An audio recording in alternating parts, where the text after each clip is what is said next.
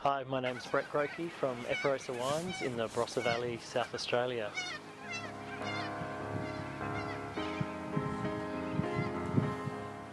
I guess grew up on an agricultural farm, but having left the farm as a kid, I think the last thing I really wanted to do was probably be on the land. You sort of wanted to, I don't know, move away for a bit and just experience other things. And I always loved sport, and I guess when you're younger, sometimes you don't think about career as much. So I went and studied exercise and sports science, which I still love. But I guess you end up coming back to what you've known or grown up with, and it's funny how you can do a full circle and then you appreciate, I guess, what you had, and perhaps it's those, I don't know, perhaps it's the original smells, thoughts, feelings that you might have grown up with that come around and evoke a nice feelings, a want to do something along a similar line of what you've seen in your early upbringing.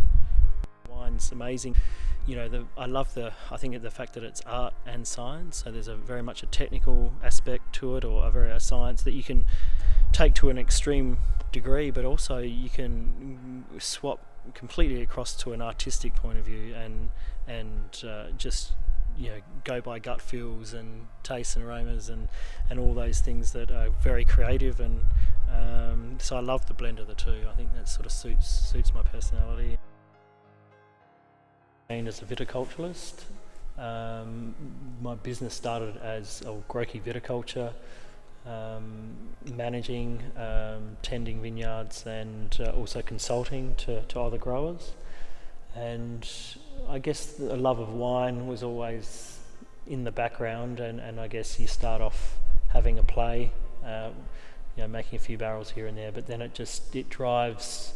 I think vineyard and wine, they just drive each other. Like, I've learnt so much from making wine as far as a vineyard point of view, of how to do things better, and the fact that small percentages in the vineyard make a big difference in the winery, and vice versa. It helps in the winery because growing grapefruit and having detail and control in the vineyard, it allows you to make better wine. So I just love that whole picture, from pruning and growing a season's worth of fruit, and then vinifying it, and seeing the end results.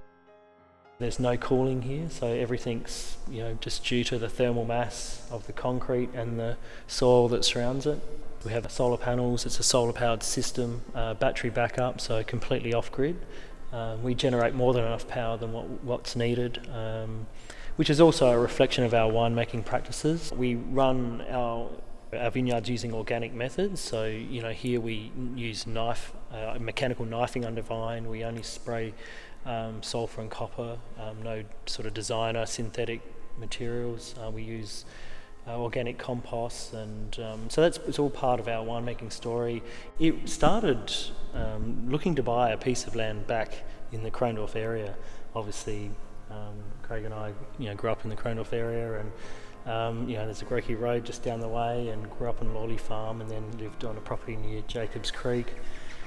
A cemetery full of Grockes, I guess, and relatives. So it was, I guess, having grown up in the early formative years of your life and knowing all the hills that are around, knowing that, Jacobs Creek, knowing, having played and spent a lot of time in the area, so it just feels very comfortable. So it was always a bit of a goal, I suppose, to have a piece of land back here. It's just connections to earth and landscape, and you realise just the tranquility of a place like the Barossa. Like, it's and like we're in autumn now, and it's it's the best time of the year for the Barossa. It's a very tranquil place. You can hear a bird that's just sung a kilometre away, and it's a great place to be, to have sun and dirt and the things that make up the rural life.